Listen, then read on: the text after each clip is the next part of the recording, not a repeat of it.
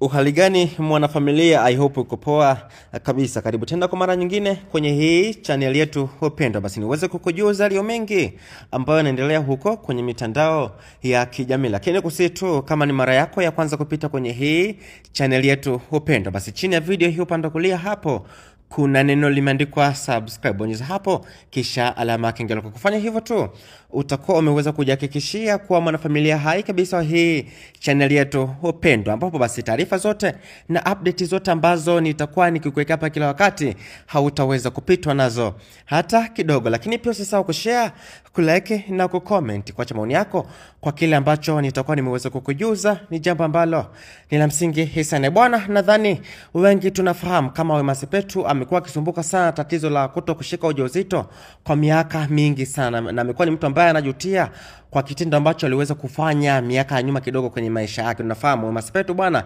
alishawahi kushika ujauzito, lakini ule ujauzito aliweza kutoa, ambapo baada ya kuweza kutoa ujauzito akaweza kubahatika kupata tena mtoto mwingine, na huo ujauzito ulikuwa ni wa Diamond Platnumz. I think wengi tunafahamu kama Diamond Platnumz pamoja na huyo Wema Sepetu bwana, miaka ya nyuma kidogo wawili hawa walishakuwa kwenye mahusiano, I mean walikuwa wapenzi, na ndicho hicho kipindi ambacho huyu Wema Sepetu aliweza kudaka huo ujauzito au mimba ya Diamond Platnumz. Lakini kutokana na vile ambavyo wawili hawa waliweza kupishana hapa na pale, ujauzito aliweza kuutoa. Tunafahamu hivyo, na hizo habari nadhani tulio wengi tunazifahamu kama Wema Sepetu alishawahi kutoa ujauzito wa Diamond Platnumz kipindi wapo kwenye mahusiano, kutokana na vile ambavyo wawili hawa waliweza kupishana. Wema Sepetu alikuwa ni mtu ambaye anamsupport sana huyo Diamond Platnumz kwenye masuala yake ya kimuziki, lakini pia kwenye maisha yake kwa ujumla, mpaka akaweza kupewa ujauzito. Lakini baadaye Diamond Platnumz baada kuanza kupata jina kidogo, kuanza kufahamika, kaanza kuvimba na nini, kitu ambacho kiweza kumfanya Wema Sepetu aweze kuchukua hao maamuzi mazito akaweza kutoa ujauzito, kwa sababu Diamond Platnumz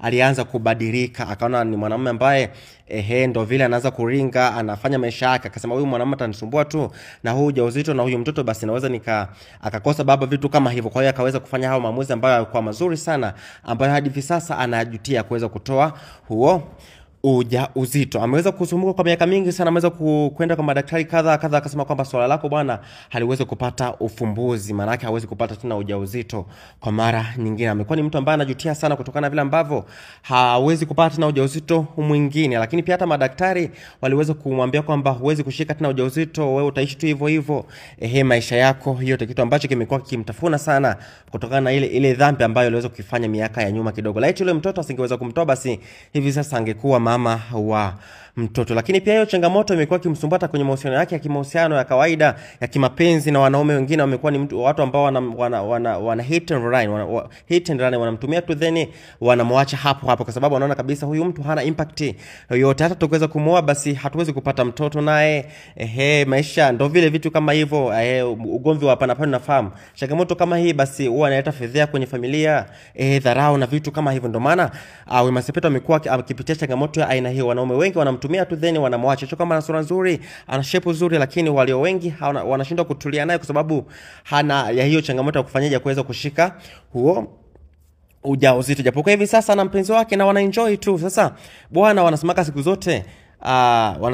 zote bwana, ukiona changamoto zinazidi basi jua mafanikio yanakaribia, au ukiona giza linazidi basi jua nuru au asubuhi inakaribia. Ndicho kitu ambacho kimeweza kuonekana kwenye maisha ya Wema Sepetu bwana. Dakika za jioni kabisa, mtu ambaye umri wake mshaweza kumtupa mkono miaka 40 plus, lakini bwana dakika za jioni kabisa ameweza kushika ujauzito, kitu ambacho kimeweza kuwashangaza walio wengi sana. Mara ya kwanza alijua kwamba pengine ni kiki na nini, lakini ameweza kuposti picha pamoja na video akionyesha dhahiri kabisa yupo na kibendi, ana mimba.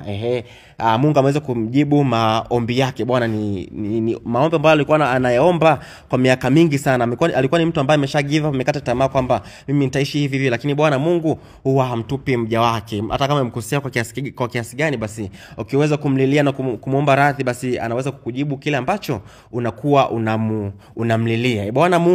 Mungu ana maajabu sana, Mungu anatenda miujiza, Mungu anafanya njia pasipo na njia. Wema Sepetu baada ya kuweza kudharauliwa sana, kutukana sana, kupitia changamoto za hapa na pale kwenye mahusiano, kwamba hawezi kuzana nini, vitu kama hivyo, dakika za jioni kabisa Mungu ameweza kumjibu maombi yake. Kitu ambacho ni cha kawaida. Mwanamke ambaye ana miaka 40 plus kuweza kushika ujauzito sio jambo ambalo ni jepesi. Tunafahamu walio wengi hata siku zao zile za hedhi zinakuwa zimefanyaje, zimefika ukomo, maana yake hawezi kuingia tena. Sasa huyu kwa bidada huyu imekuaje?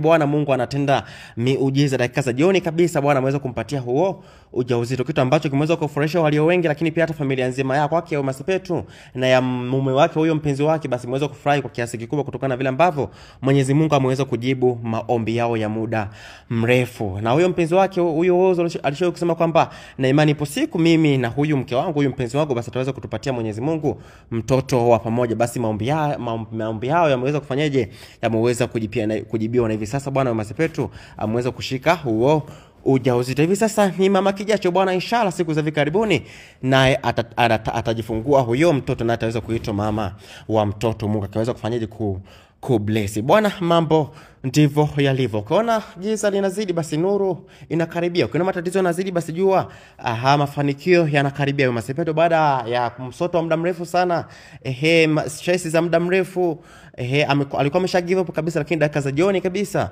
ameweza kufanywa huo muujiza kuweza kufanyaje kushika ujauzito. Bwana, mambo ndivyo yalivyo. Bwana Mungu anatenda miujiza yake. Bwana Mungu anasikia kilio cha kila mmoja. Hata kama mkoseka kiasi gani, ukiweza kumomba radhi, basi Mungu ataweza kufanyaje kukujibu, kwa sababu Wema Sepetu alikuwa anaona kama ile swala kutokushika ujauzito kama ni pigo hivi, kwa sababu hapo awali aliweza kushika ujauzito, lakini kwa bahati nzuri au mbaya aliamua kuchukua hayo maamuzi ya kuweza kutoa ujauzito. Alikuwa anaamini kwamba ataweza kupata ujauzito mwingine, kitu ambacho hakuweza kubahatika kwa muda mrefu sana, lakini dakika za jioni Mwenyezi Mungu ameweza kumjibu, ameweza kumlilia, Bwana Mwenyezi Mungu, ndio niweza kukosea, basi naomba uniwe radhi, naomba basi sikia kilio changu. Na hatimaye Mwenyezi Mungu ameweza kujibu maombi yake pamoja na mpenzi wake na kuweza kupatia huyo mtoto, na hivi sasa ni mama kijacho. Bwana, mambo ndivyo yalivyo. Wema Sepetu Bwana hivi sasa anatarajia kujifungua huyo mtoto. Atufahamu ni mtoto wa jinsia ya kiume au la, kwa sababu hajaweza kuweka wazi. Ameweza kusema kwamba tu inshallah namshukuru Mwenyezi Mungu kwa kuweza kumpatia ujauzito. Haamini macho yake, haamini kile ambacho kimeweza kumtokea. Ndivyo ambavyo ameweza kushare kupitia mitandao yake ya kijamii kwamba anamshukuru sana Mwenyezi Mungu kwa muujiza ambao ameweza kumtendea. Kuwahi kutarajia hata siku moja kama ipo siku ataweza kushika ujauzito. Ndivyo ambavyo Wema Sepetu ameweza kushare hivyo, lakini jinsia ya mtoto ambaye ipo tumboni hajaweza kumweka wazi. Tufahamu pengine fika ule wakati wa kuwa recognize mtoto aweze kufahamika tumboni ni wa jinsia gani, hatufahamu, lakini siku zinazozidi kwenda tunaweza kufahamu basi mtoto wa jinsia gani, lakini pia akijifungua tunaweza kujua dhahiri kabisa mtoto ambaye aliweza kumbeba na ameweza kujifungua ni mtoto wa jinsia gani. Bwana, mambo ndivyo yalivyo. Mpaka hapo mimi sina la ziada. Una maoni gani juu ya hilo? Uanja comment hapo.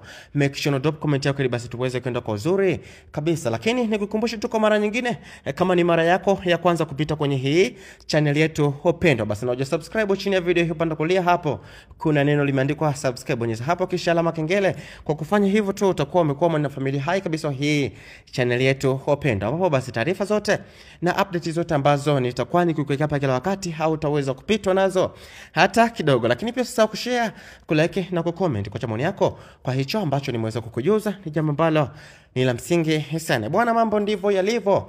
Mpaka hapo mimi sina la ziada, nikutakia wakati mwema na tukutane next time, na kwaheri, bye bye.